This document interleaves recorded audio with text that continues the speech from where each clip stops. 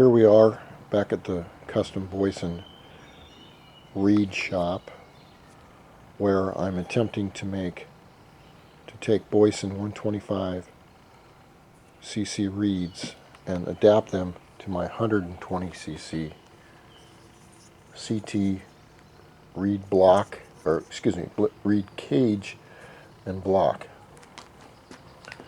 Now I've cut out the reeds.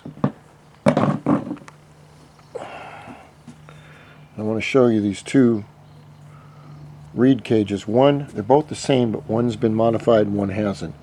If you will look very closely at the bottom of this cage, you can see where it's flat here. This cage has been hollowed out. It's also been smoothed out on top here, and where this one is stock. So it gives it a little bit more airflow, which is not going to probably do me a lot of good since the intake is still small. So what I've done is I've taken the reed material that was this size right here, and I have cut it down to fit my CT reed block here. And this is your stock one right here, which I'll put it on the other side right here. Now what I wanted to try to do was the Boyesen reed material is thicker than the junk Chinese plastic stuff, and I was thinking what I'm going to do is I've got to leave the gap out. I'm just going to put on the reed stays, which consist of these little spring clips, which work good until they break, and then they go in your engine and fuck it all up. So I'm not going to use those anymore, but I'm just going to use these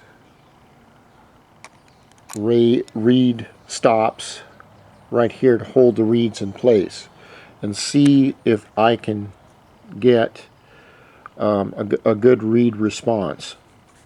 The next thing I'll have to do when I put these reeds on is fine tune them to where, if you look, I don't know if you can see the edge, how it sticks out there? It can't stick out at all. Same with the other side, it cannot stick out. Same with the top, it cannot stick out.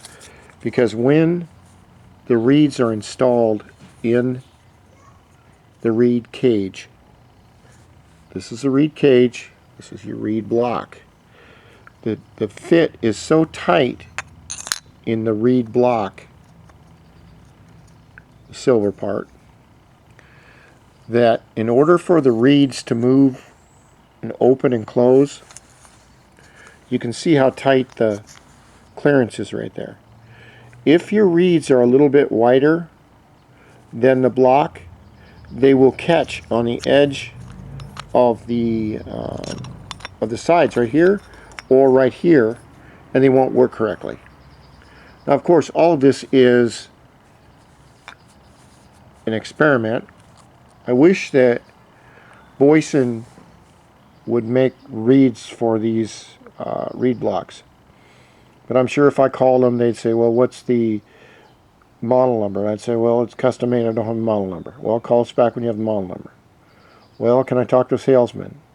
No, salesmen don't talk to customers. Okay. Can I talk to an engineer by any chance? Yes, we have engineers, but they don't talk to customers. Okay. If no one talks to customers, then what the hell good is a company? Now, what I just stated was all hypothetical. I've never contacted Boyesen. I've never asked them these questions. I'm just stating that my frustration as to the fact that Boyesen makes the best reeds for all high performance, high revving two-stroke engines. There are millions of these 120cc, 114, 98cc engines that have this custom reed configuration, and all we have are these cheap ass Chinese piece of shit plastic wannabe look like reeds. Now, if Boyesen wanted to find some new business, they could easily take these reed cages, and I'd send them one free, and have a die and cut these out, make it work. I mean, it's new business, but then that's common sense. So with all these companies, it's common sense. We don't do that. So I'd call up the owner. He's some Norwegian guy, I guess, about my age, and say, "Sir, there's 100 million of these engines, and they could use your reed valves." And his head engineer would say, he'd ask his head engineer, who would say, no, this gentleman Randy is incorrect. There is not 100 million of them, engines out there. There are 160 million.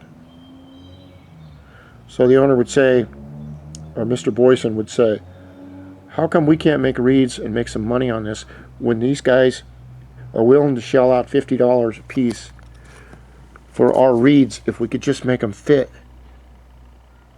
Well, sir, I can give you an answer why we can't make the reeds. 2 reasons, Mr. Boyesen. First thing is we make enough money.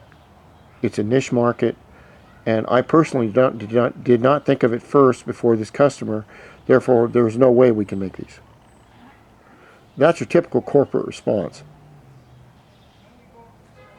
So if Mr. Boyesen would like to show this to his board meeting, which he probably holds once a week. The guy's probably 6'5", looks like an older Jason Momoa or Brad Pitt. He's got a $4,000 silk suit.